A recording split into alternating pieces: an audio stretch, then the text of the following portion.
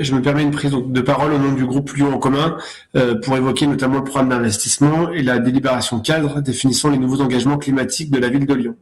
Une intervention pour souligner notre satisfaction de voter aujourd'hui pour un programme d'investissement ambitieux et à même de répondre à la crise écologique, économique, sociale et démocratique que connaît notre ville.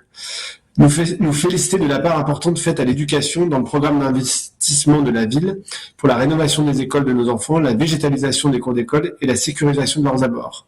Un point de vigilance tout de même sur l'école maternelle B, Jean de la Fontaine, dont la rénovation n'est pas inscrite au programme d'investissement.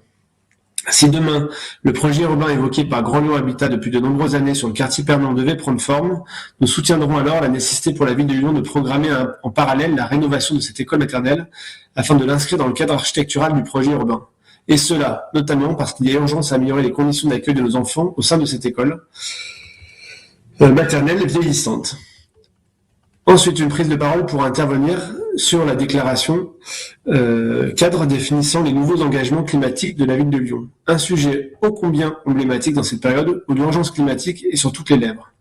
Dernier mandat pour le climat, disait le mot d'ordre des manifestants des mobilisations pour le climat en 2019. Un message fort qui alerte sur l'urgence d'agir vite pour essayer d'inverser le cours des choses.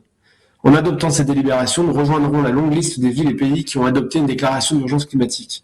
Le Royaume-Uni, l'Irlande, le Canada, le Parlement européen plus récemment, ou les villes comme Barcelone, Madrid, Paris, Rennes, et plus près de chez nous, Clermont-Ferrand, Grenoble, Chambéry et bien sûr le premier arrondissement de Lyon, qui avait adopté une telle déclaration en juin 2019 sur impulsion de sa maire de l'époque. Une déclaration comme un moyen de tirer la sonnette d'alarme face à une situation intenable pour la planète, mais aussi comme un puissant catalyseur pour agir, une action forte sans laquelle une déclaration d'urgence climatique n'aurait pas de sens. Une action pour engager la transition écologique et démocratique de notre ville.